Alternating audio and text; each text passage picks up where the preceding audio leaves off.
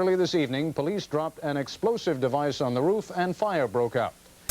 Talk does not necessarily mean recognition, but it certainly means human regard. Boy, the way Glenn Miller played. Songs that made the hit parade. Ladies and gentlemen, I'd planned to speak to you tonight to report on the State of the Union. But the events of earlier today have led me to change those plans. How can you expect black people to have faith in the democratic process? If you want us to have faith in the democratic process, make it work. Welcome to Archival.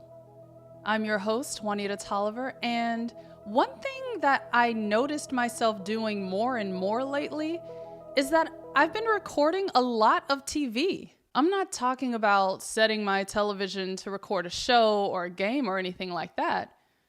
I mean, literally standing in front of my television with my phone in hand, recording what was airing.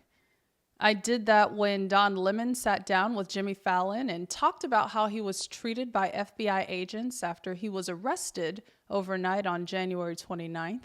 I did it again when I saw the start of the Walk for Peace by the monks who went on a 2,300-mile journey across the country.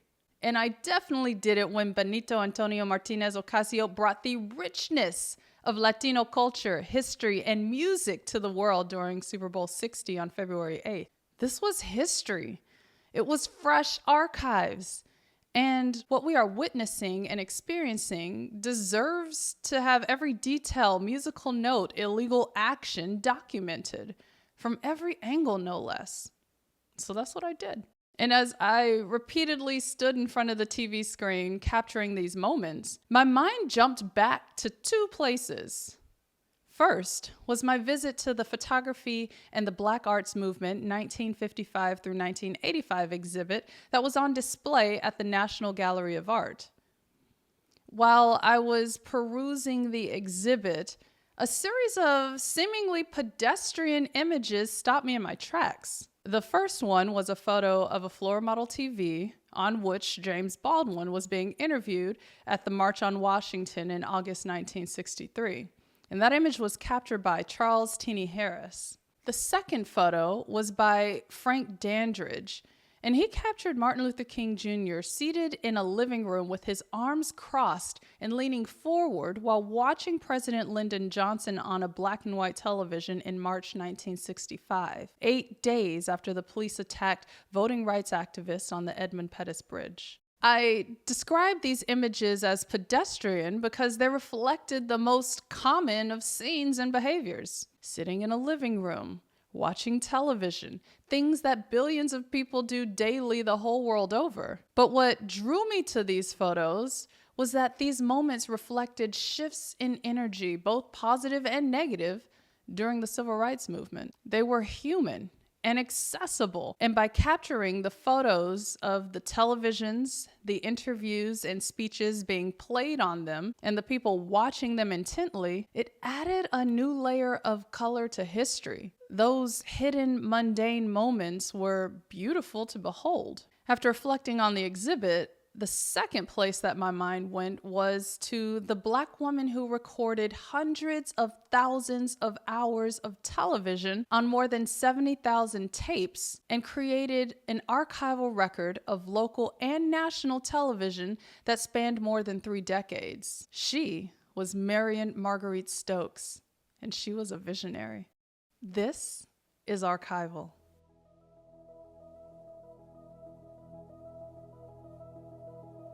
Marion Marguerite Stokes bought her first videotape recorder in 1977. She started by casually recording her favorite programs, but everything changed in 1979. Stokes became more systematic about her recordings, and she started recording 24 hours of television every day on multiple TVs and VCRs in her Rittenhouse Square apartment in Pennsylvania. And the pivotal event that prompted her focused action was the wall-to-wall coverage of the Iranian hostage crisis. The crisis that began on November 4th, 1979, when 66 U.S. diplomats and staffers were taken hostage at the U.S. Embassy in Tehran. One of Stokes' earliest recordings available on the internet Internet Archives opens with the classic black and white snow-filled screen flickering before an announcer shares that the proceeding public broadcast was funded by public television stations, Exxon Corporation, Allied Chemical Corporation, and the Corporation for Public Broadcasting.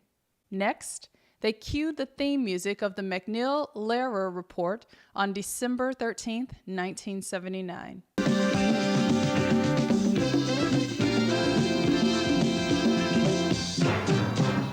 It was a public broadcast station, and it was straight news. The anchors gave updates and conducted interviews with an Assistant Secretary of State and multiple U.S. senators. There was no commentary, and there was minimal posturing. It was just facts and interviews. But something else was brewing during this time within the media landscape. Outside of the traditional televised news programming through local news stations and national evening shows by the Big Three, ABC, NBC, and CBS, the volume of information and the national attention and focus on the Iranian hostage crisis exploded coverage, and the 24-hour news cycle was in development. By March 1980, ABC launched Nightline, and in June 1980, Ted Turner and Reese Schoenfeld launched CNN, the first 24-hour cable news network. And as the TV landscape expanded, so did Marion Stokes' recording operation. According to the 2019 documentary about Stokes entitled Recorder, The Marion Stokes Project, at one point, she had up to 8 TVs and video recorders playing and recording simultaneously on multiple channels. Her archives expand across coverage of the MOVE bombing in Philadelphia in May 1985, when local police dropped an improvised bomb on row houses occupied by members of the group. Just before dawn today, police surrounded MOVE headquarters and ordered the occupants out. They refused, and during the day, the violence escalated. With an estimated 10 to 15 adults and children inside the house, shots were exchanged. Literally thousands of shots. The house was bombarded with tear gas and water cannon. Then, early this evening, police dropped an explosive device on the roof and fire broke out. As Michael Connor reports, Mayor Wilson Good of Philadelphia says there was no alternative. She also captured Reagan's national address after the Challenger explosion, coverage of the Columbine shooting, and September 11th. And her range wasn't just the news, because there were multiple marathon episodes of All in the Family and Phil Donahue's talk show. Watching this footage was overwhelming, primarily because of the sheer volume of video footage available. There was something eerie about seeing and hearing people who have long since passed away, and seeing fragments of history that, for the most part, I only studied. Like the clips of the freedom trains that went from Czechoslovakia to Western Germany in footage from October 4th, 1989, merely 1 month before the fall of the Berlin Wall. There was also a clip of Jesse Jackson calling for viewers to see the humanity of Palestinians and demanding more dialogue back in 1979. Those recordings were wedged in between something like this.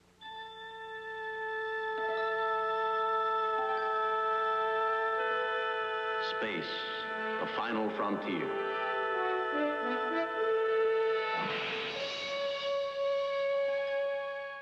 Yep, that was Star Trek from May 1980. These archives are an emotional roller coaster because I legit went from thinking, why are we merely repeating history with escalating levels of violence, to, holy shit, this is cool. I can't imagine what people were feeling when they saw Star Trek. And considering how the television landscape evolved from 1979, when Marion Stokes started her systematic recordings, to 2012 when she passed away, the sensory overload had to exist, at least on some level. But one lingering question that I had as I reviewed the recorded footage is, why did she start this personal archive of television coverage then? What prompted her to press record every 6 to 8 hours every day for 30 years? More on that in just a second.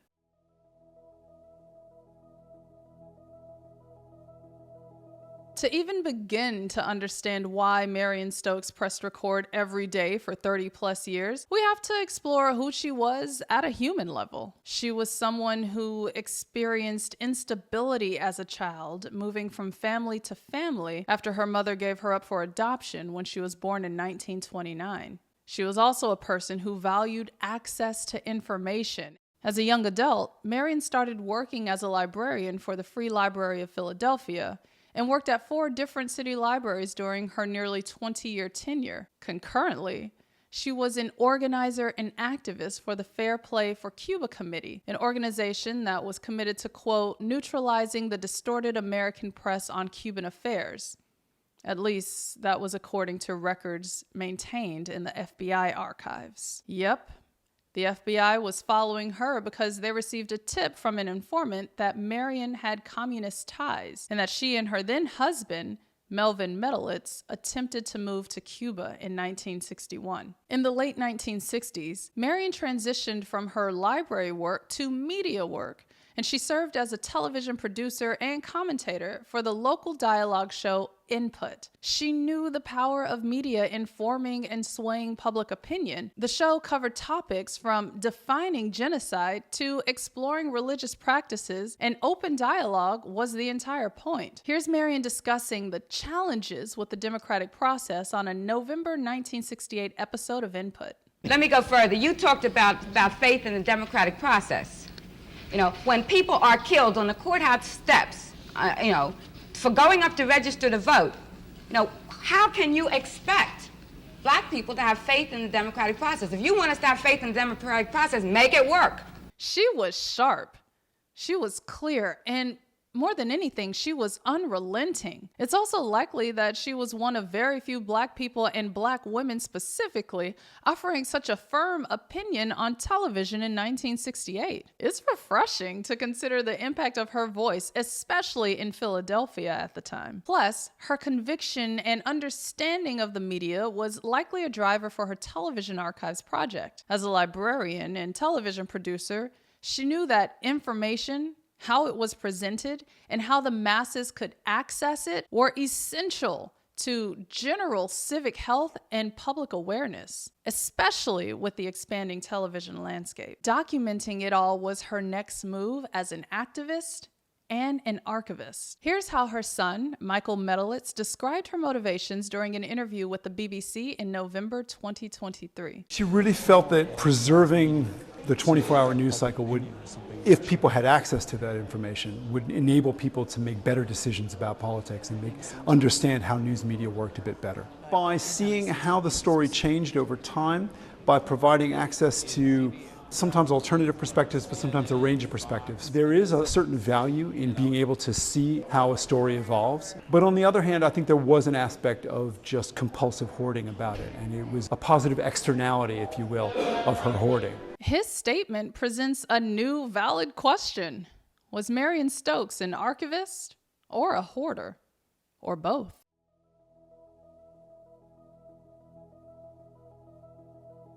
In the 2019 documentary Recorder, The Marion Stokes Project, Michael Medelitz detailed how difficult it was to walk through his mother's upscale apartment in Rittenhouse Square. There were thousands of books, newspapers, and videotapes stacked up against the walls. People would have to walk through narrow paths in order to be able to move from room to room. Plus, Marion stored the backlogs of tapes at her other apartments and properties between Philadelphia and Boston. So yeah, there's an explicit hoarder vibe here, and it existed alongside Marion's ability to identify and track trends in media and information technology. In addition to hoarding books and tapes and newspapers, or creating her own library, if you will, Marion also purchased multiples of every single Macintosh and Apple product that hit the market. According to the Recorder documentary, she also bought Apple stock at $7 per share and encouraged her entire family to invest.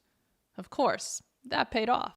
There was genius and vision in the middle of her mess.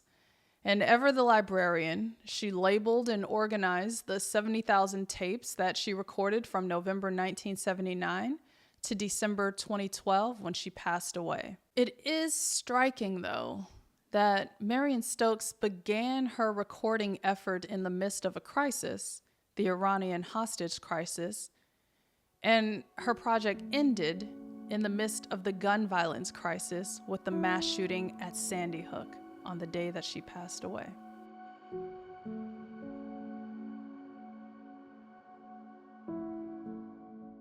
After Marion Stokes died, her son Michael did his best to find a home for her 70,000 plus tapes.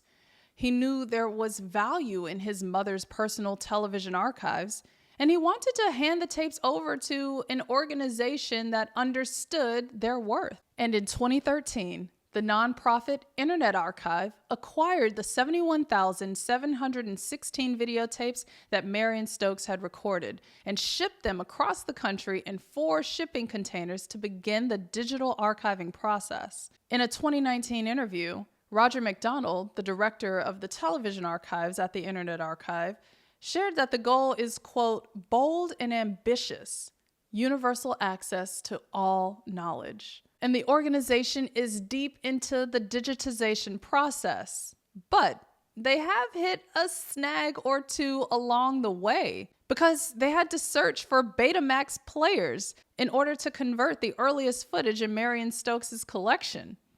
See, they have to play every single tape in order to digitize the footage, and getting their hands on multiple Betamax players has been a task since 2013.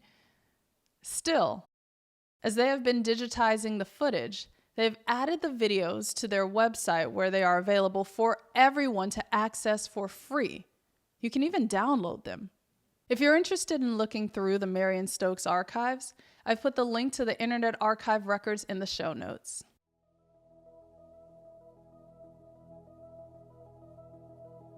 Before we close out this episode, I want to share some of the research that nearly got left on the cutting room floor. Y'all, it's time for my favorite segment, One Last Nugget.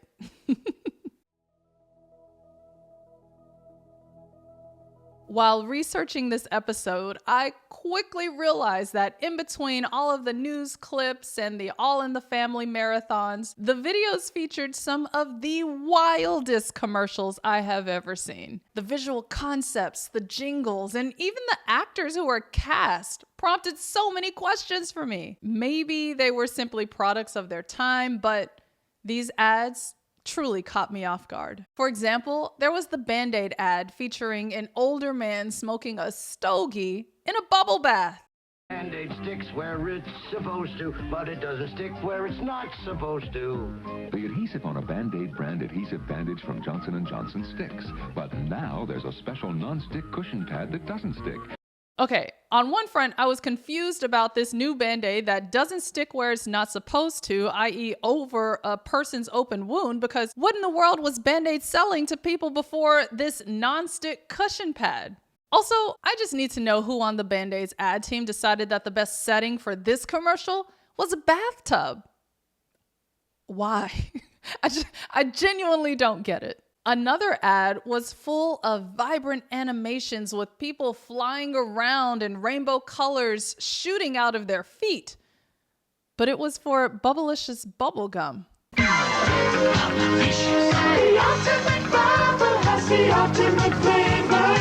Juicy orange, wild strawberry, and now brand new banana. Bubblicious has the ultimate flavors. Honestly, these tapes are the most effective time machine I have ever encountered.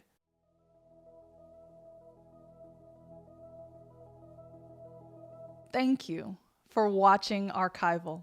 I can't wait for the Internet Archive to complete their work digitizing every single video that Marion Stokes recorded, and I'm grateful that she had the wherewithal and commitment to record every single day for 30 years with a team of assistants supporting her. Not only did she document television history, she is Black history. And I hope you take a moment to explore her archives and watch the 2019 documentary, Recorder, the Marion Stokes Project. If she were alive today, I'm sure she'd have far more issues with the level of misinformation and the harmful use of AI that we're experiencing right now.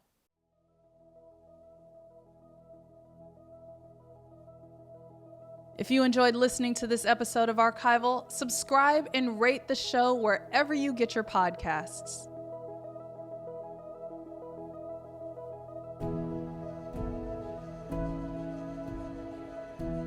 Archival is a production of J. Tolliver Media, LLC.